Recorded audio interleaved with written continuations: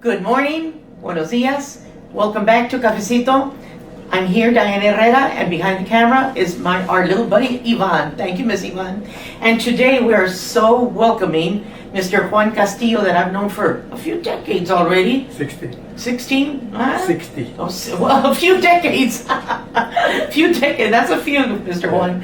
I was teaching in Edgewood and Juan became our board member, so I knew him in a totally different way. He was my boss. Mr. Juan, thank you so much for being here with us today.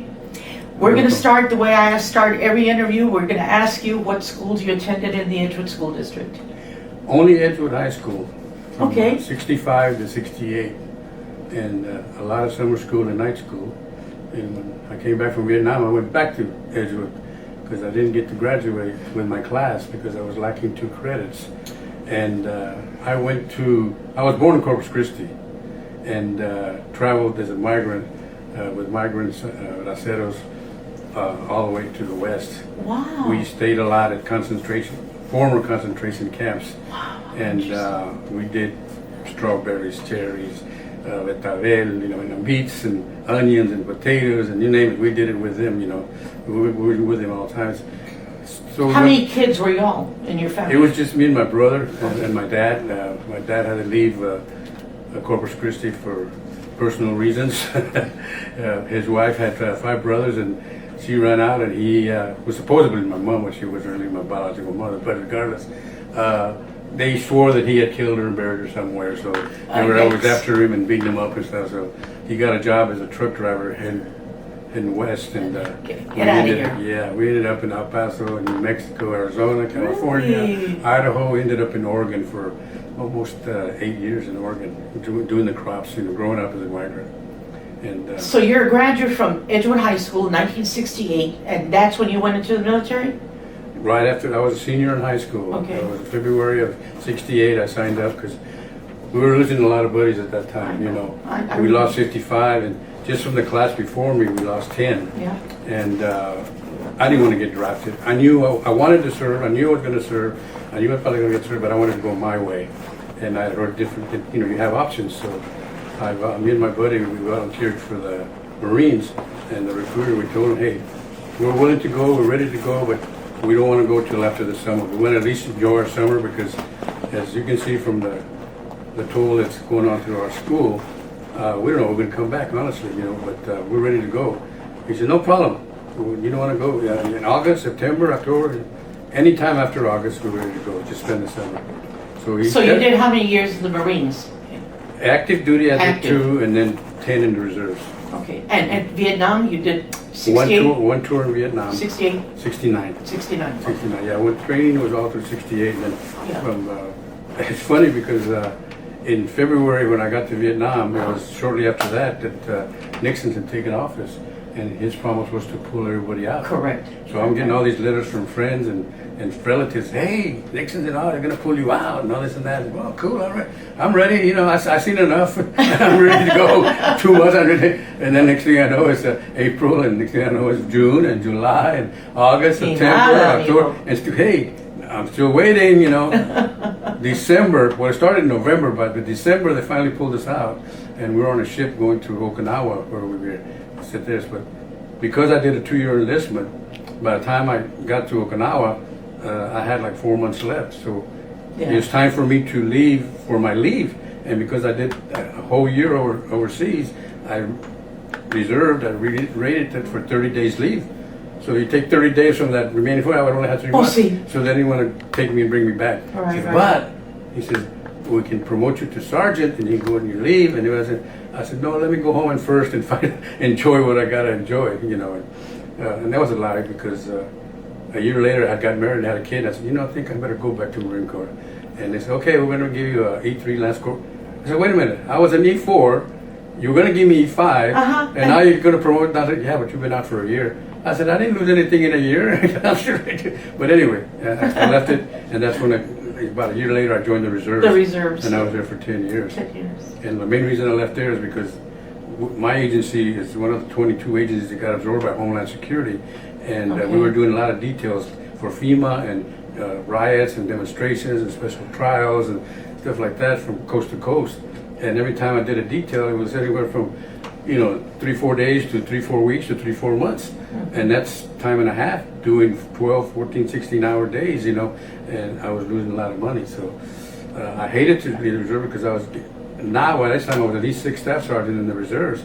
I was right around the corner from gunnery sergeant E7, but I just met a friend of mine at the memorial, Juan Estrada, graduate of 67, Purple Hearter, and he did 3 tours in Vietnam. Jesus. And he was there in his full dress blues, and retired master gunnery sergeant with like 30 years of service and all his rank and stuff, and he held it out. But we were sergeants together. We were in Vietnam together, and then sergeants together, reserve staff sergeant. But he stuck it out, And he was a retired PD officer. I say PD officer. Also on top of that. Yeah. Now, what kind of jobs did you have? When it was time to find jobs. I got out of the service. I went to work for Hope Medical Supply.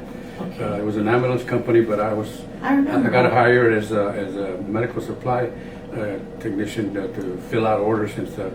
But I was just intrigued by the ambulance department, so I applied for the ambulance department and got accepted. And after a while, and going through all the training and first aid, CPR, and all that kind of stuff, I got my own unit, and I had my own unit. I got my best buddy to be my side rider. And I did that for 2 years, and I was just talking about it because I found a picture of him from our yearbook. When we were in high school, they had that program where they would find kids jobs. Mm-hmm. Yeah. He was working for Pepsi. He says, "Yeah, I remember that picture."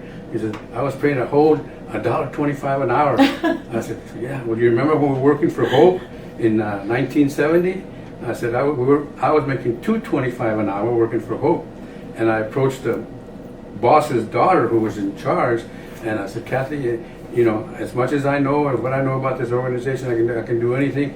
I said, "I think I need $2.50 or I'm out of here." And she just took out her hand and said, "Nice joining you, Johnny." And I was gone. Oh my God! But then I became a park ranger. I worked for the that's right. You know that? Yeah. I completely had forgot about that. You were with my cousin David. Yes. DP. Yeah. David came in about a year after I did, But I had no law enforcement experience. He did. Because he worked as a constable and he worked for the sheriff's department. Yeah. And I learned a lot from David. Right. He taught me My goodness, I hadn't even thought of that. And I was there for 8 years, and I hated to leave, but there was we lost about 200 years of experience because the chief we got was. Yikes. Yeah, I don't want to get too personal. Yikes. He was very much of a yikes. Well, I mean, children. I got 2 daughters. 2 daughters. Both of them were graduated. All my family, on my side, my wife's side, my kids graduated from Edgewood. Yeah. So my daughter's very proud of them. My oldest is associate senior director for intramural sports at Southwestern University. She's been there for 20 years, about 22 years. Yeah. She's in her 50s, right? 52. Age? Yeah, of course. And my younger, who's 50, she got her degree in hotel restaurant management. She went to work for the Omni Corporation. Her office is out of La Mansión. She runs out of La Mansión. And she's paid her dues because she ran a hotel over in South Padre Island, and then she got transferred to Houston, and she ended up back over here. But doing very well with the Omni Corporation. Grandchildren, Juan? None. My daughters are not married. I told them, "Hey, let's do away. Forget about the plastic surgeon, the doctor, the lawyer, whatever.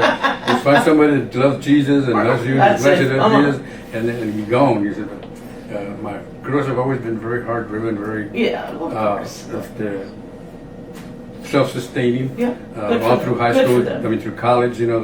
They saw each other, worked each other. We were blessed that my oldest got a full ride with the Baumberger Scholarship.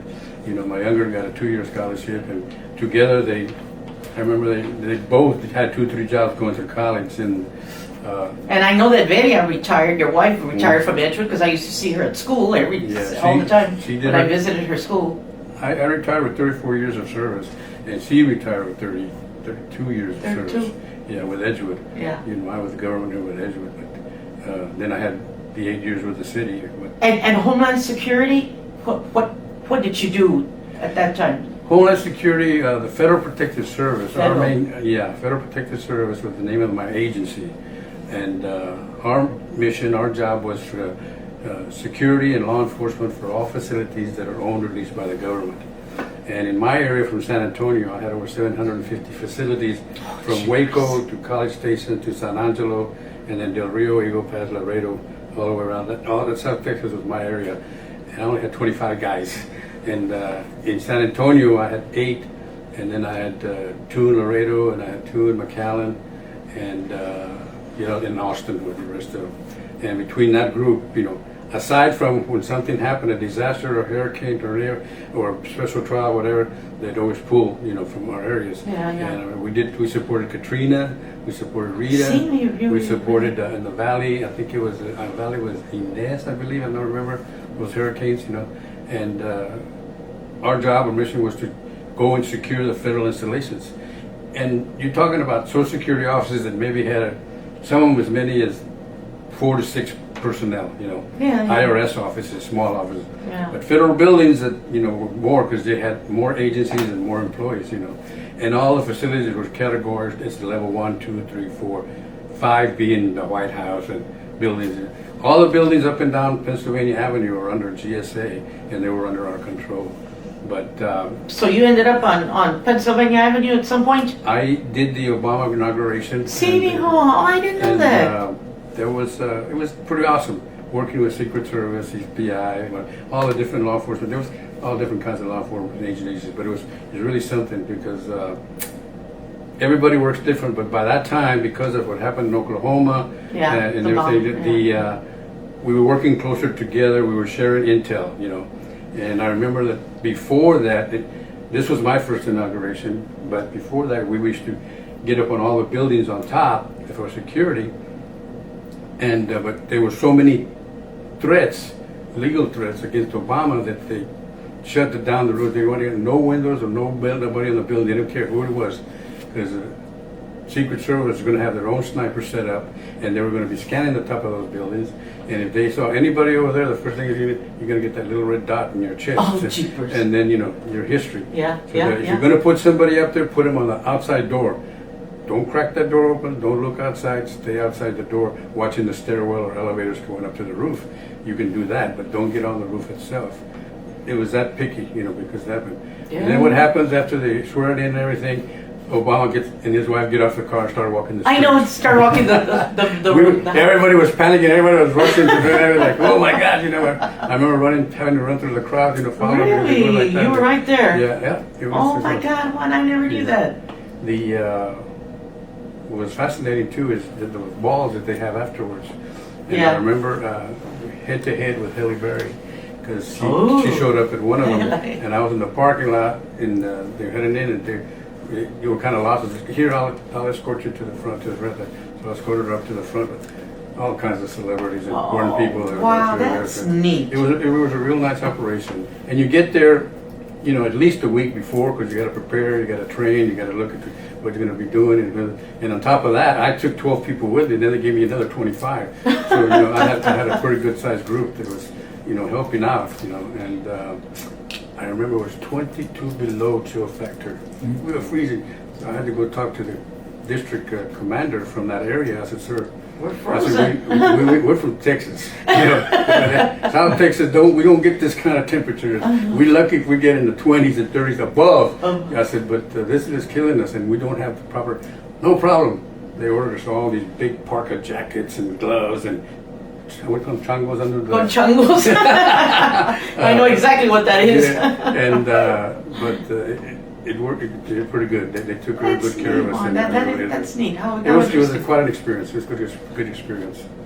And the director who was there was a good friend of mine when he worked out of Fort Worth, and as he saw me go up the ranks, from just a regular patrolman up to commander, and he says, "You know what? I'm glad you're here. I requested you." He says, "You're going to be me at night. When I leave here at 6, 8 o'clock at night, you will take my place." So, anyway, you understand that?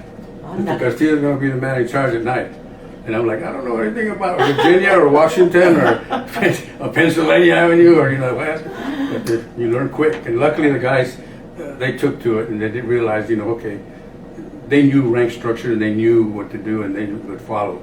They knew if I said, hey, you're going to work over here or you're going to be over here, and they did it, no problem. Whether it was my guys or guys from Washington or guys from California or New York or from all over. We had guys from all over. Wow. So, I never knew all this about you. That's neat. It was a good experience, I started out as a regular patrol police officer like everybody else, and the first promotion I got was to field training officer. in charge of all the training as far as first aid, CPR, defensive driving, shooting, and all that. Then I got promoted to sergeant, and then I got promoted to detective, and then I got promoted to physical security specialist, making like the cameras and magnetometers and X-ray machines and concertina wire, all of that stuff dealing with physical security for our facilities, and depending on the level of the building. And then I became commander, and my last 12 years was as commander. And it's nice when you're a commander at that level because you have your own take-home car. You get a car every 3 years, and pay is good and a good office. First floor federal building. It's nice place to be. Yeah. Yeah. Now, I don't remember you at Edgewood High School, but Edgewood High School had 3,000 kids, so, we did come across each other. I met you as a board member. Okay. How many years were you a board member for Edgewood ISD? I was on the board from 84 to 92. And as Enrique Barrera, David Garza, Pablo Escamilla, to Gonzalez, Pete Gonzalez, and Tina Morales, who were on the board at that time.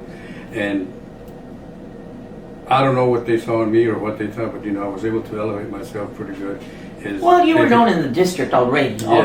Yeah, and I came in and first year as a trustee, second year I was already secretary. And I said, secretary? Gee, how do you graduate? He said, no, Celia Molina was my secretary, so I didn't have to worry about it. I remember her well. I didn't have to take any notes or anything like that. Yeah. And whenever anything was done, she'd read me the papers and just sign right here, sir. Okay. Okay, thanks. But then I became vice president and then president, and Jimmy Vasquez. Jimmy, the superintendent. Vasquez. Yeah. Yes, I'm sorry. I gotta forget that. But, was superintendent then, and then we had female, Dolores Munoz. Dr. Munoz. And that's when I left, was shortly after Dolores Munoz. But it was a very intriguing, got to do a lot, made a lot of changes, a lot of good, and I was proud of the time I served, and serving the community. Yes, I sure did. And the whole community knew you. Yeah. And because of your wife, she was part of Edgewood also, and the kids, the girls, yeah. Yeah, I'm her husband, Yeah, that's right. Everybody knew her. What I had to always keep her by my side because we were always attending banquets and get-togethers and openings and whatever and people start coming up and saying, "Who's this coming up here?" That's so and so from this. She gave me record. I couldn't remember all these people's names. Look at all these. 12 elementaries and 4 junior highs and 3 high schools. Sure. I can't remember all the personnel. But sounds like she was your secretary. She was. Right by my side, And then she's the one that always hold my hand, and if I get carried away or she starts squeezing my hand like, okay, cut it. Yeah.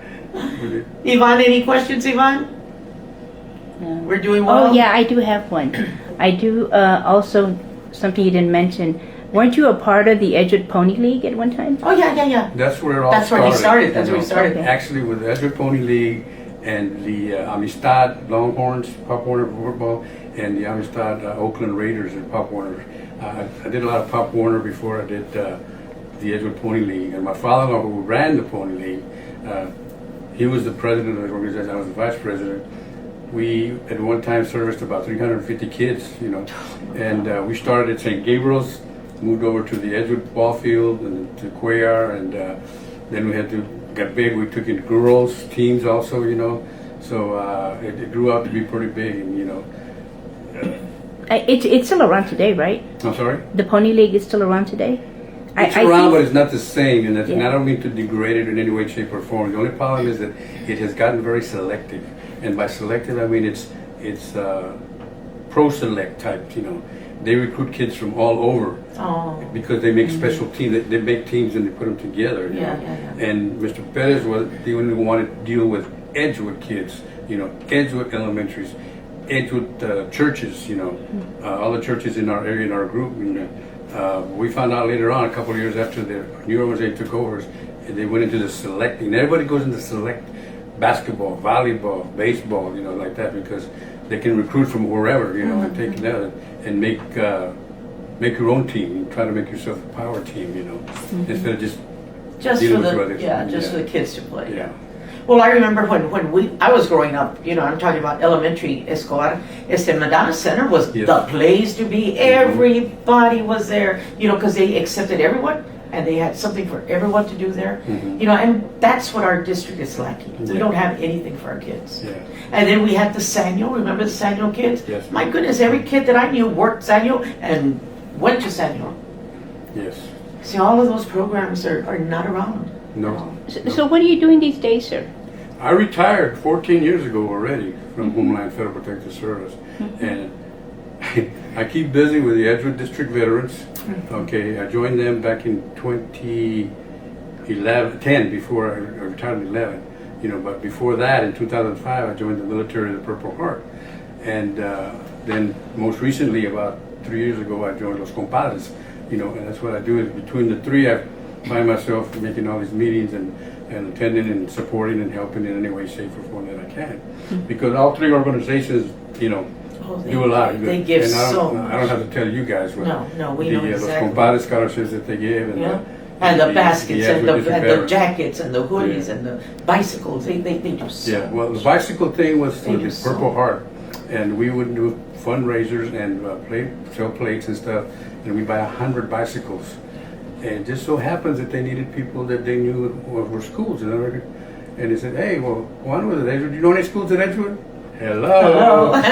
So the majority of those 100 bikes, I got to see because nobody had nobody, and I had contacts at all the schools. Yeah. So, matter of fact, I had to divide. One year I'd do like 6, 8 schools, another year I'd do another 6 schools, and because we provide, like 10 bikes to each school. Right. But we would let the counselors and the principals pick the students that, for attendance or grades or whatever criteria that they wanted to use. We just provided the bikes, and we would get them from either Walmart or Academy or whatever. They give us a special price, and we'd have to. They would come assembled except for the handlebars, the seat, and forgetting maybe the tires, but very easy to assemble. So everybody would get together before and put them together, and then I'd take my 10, 20, 30 bikes and go make at locations and to see the faces, the kids' faces. I wish we could give them to everybody, but not. It's just like the hoodie program that we have with the Edgewood District Veterans. We got a real good person now that's running that program, Victoria, a retired colonel, the Gutierrez family, the Sendo and all those, and that kicking off a lot. Our funds are really growing up on that, and we will provide hoodies for a lot of kids. I forget to count now, but I know it's over. Oh, it's a bunch. Yeah, Oh, we a give bunch. a bunch Oh, of yeah. hoodies for every year. We provide hoodies for the kids with their school logo. Zipper hoodie, So Los Compadres, they've been giving scholarships Baskets for and big scholarships. Yeah, all the time. They're Sending very well the known for that. band So, to Florida and everywhere. I kept being asked by Juan Martinez, who took over a couple of years ago, and come on, join us. And I said, well, I'm not class of 67. I said, well, we're not class of 67 anymore. We're just Los Compadres, and we'll take anybody that wants to work or be a part of it. So I've been with them for a few years now, and I enjoy it. So between those three, and then on top of that, I have my church that I'm pretty active on Mondays, Tuesdays, Wednesdays, sometimes Saturdays, and then Sundays, of course Sundays. And to the point that I'm not as active with the Edgewood District Veterans or the Purple Heart as I used to be. I got my foot in the door, but not as active as I was. My church is starting to take more time, whatever. I've been truly blessed, and of course. the church has a lot to do with what I did, and once that Jesus came into my life and made me a new person, it's my way of giving back to the church. Is if I can give to all these groups, why can't I give back to my church? Sure, of course. And I spent a lot of time with them, we did a lot of time with them. Now I want to take you right back to Edgewood High School before we finish here, okay? Right back to Edgewood High School. When you were a kid, when you were at Edgewood High, any organizations, groups that you're with? Gangs, you mean? No, not gangs. For say, I had a group of guys that we hung out ultimately. It wasn't a gang, but we were always up to no good, and always cutting class, and stuff like that. But I did 2 years of football. Okay, at so JV. That's what I'm asking. You know that. My dream was to play varsity at the Edgewood Stadium. Under the lights, Yeah. Because I've been playing football since I was in the 6th grade, and it just so happened that when I got to Edgewood, it was late. So the coaches didn't know me, so they put me in the JV team. So okay, I got to prove myself, so I did. But the following year, when I put in it, we went for what's called spring training, and I busted my butt, and I was going to make starting fullback. I was really working, hard to do that. And then the registrar, Ms. Martha Nichols, came up to me. I remember her well. She said, sorry, Mijita, but you're not going to know her. She says, you're lacking 2 credits from graduating, and you got to get these 2 credits. We'll let you walk the stage. And I already had pictures in the ring and cap and gown and all that stuff. But she says, you're not going to graduate. We'll give you a fake diploma, and then in the summer you go to summer school again and get these 2 credits. And you go, I said, I can't. She said, well, you can't? What do you mean you can't? And I said, I'm going on vacation, Signed up. She said, what do you mean vacation? I know. I said, Uncle Sam's taking me Uncle to Sam. Vietnam, She said, oh, okay. Well, when you come back, we'll see what you can do, And when I came back, they did. Right away, they put me on this home study program with this guy and gave me the 2 credits, and they gave me a test. And the only problem was that even though I belong, or I sent the class of '68, my diploma says 1970. But that's when I got out. Because that's when you, And the thing is, it was Velia too. yeah. But that's what happened there. But that was, she broke my heart when she said, "You're not playing no football. You're not playing nothing." She said, "You're dang, I wish I would have worked as hard at my grades as I did as in football, because I had nobody to remember. But the thing is, I went to 6 elementaries, 4 Oh my goodness. 4 middle schools, and 3 high schools, and a lot of those were social promotions, what they call social promotions, Sure. because of my age and stuff like that. But when I got to Edgewood, my sophomore year or 6th, I busted my butt going to summer school and high school, but it just wasn't enough. And I wasn't keeping track of my grades, because growing up, my dad, totally literate, he just signed his name. He couldn't see how many times I was absent or tardy or what kind of grades. Dad, my firma la que just signed, and I turned in my report cards, But when I came, and that's another story, found out that I had a real mother here. She ended up coming to Edgewood with me. When she found out the trouble I was having, she says, "Oh, no. She was in class with me. Oh, my goodness. She talked to the principal, and she was in my English class and my ceramics class. She followed you down the hallway. Oh my God, she did. and my buddies were like, "Could you tell your mother not to come?" Because she knew them too. And those days, parents would say, And I remember my buddy Roger, one time was cutting up in ceramics class. She got up off her chair, she went up there right on his head. Bam! But anyway. And one more hurrah, the walkout, the Edgewood walkout of '68. You were there. I was there as a walkout in '68. I knew about it, but I was not a leader. I was a follower. Yeah. I understood the problems they were facing, they were talking about, because, like I said, I went through all these different schools. We didn't have that problem in all the schools I went to, because they were nice schools. We didn't have problems with running water or bad toilets or, parking lot that's all full of holes, and potholes and stuff like that. Everything was nice, pristine, Yeah. So, I knew that aspect of it, but as far as, the walkout itself, or whatever, Demetrio, filing the lawsuit and all that kind of stuff, I didn't know all about it until I joined the school board.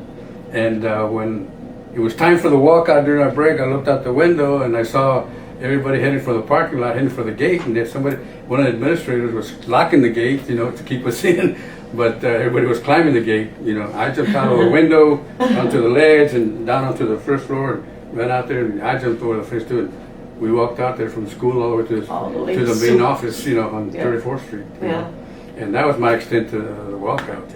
As years went by, I learned more about it, I have a friend of mine, Manuel Gassa, who uses my life. He said, "Why did he was in the walkout? He did the walkout." I said, "Oh my God, Manuel, what do you keep telling people that? I was a follower, just following everybody else." But we were all kids. We were all kids. And just because I was on the school board doesn't mean I was good. But anyway, it's good. Well, Juan, I want to thank you so very much.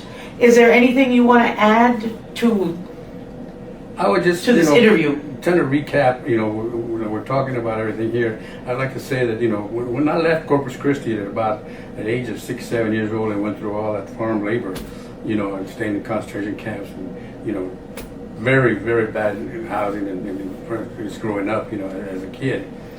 I was 14 when my dad decided to come back to Texas.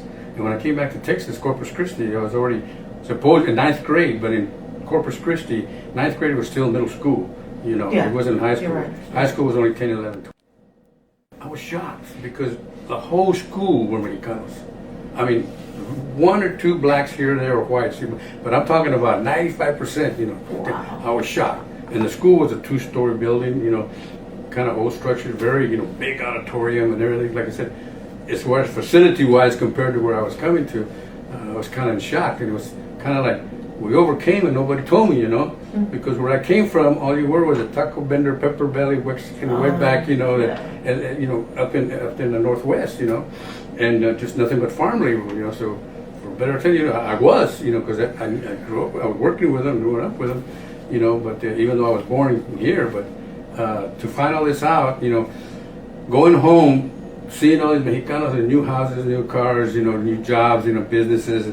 It was a shock. An eye opener, yeah. Big time. So when I came to Edgewood, it was kind of the same because it was a school. It was all Mexicanos, you know, and different, you know, levels and stuff like that. But you know, Where did you live when you were at Edgewood High School? Right around where? Where was your house? Well, I found out that I had a mother here, and they lived in Loma Terrace, which Okay, is right next to Loma Park. Loma Park, yeah. You know, in Holy Family, Yes, about a yes. block from Holy Family, and my mother, who I found out was my mother, and she had remarried, and her husband had 3 boys, and then together with her dad and my little brother James, and then I was 5, so we were 5 brothers. Wow. All of them went to Edgewood, you know, and except the little one went to Memorial, but well, he went to Holy Cross, but he became a troublemaker too, and they kicked him out of Holy Cross, put him in Memorial, but yeah, we lived up there. And all my friends lived up here in the valley, up here on Jewett and Brenner and San Eduardo, and all the stuff like that. You know, and luckily I had guys that, you know,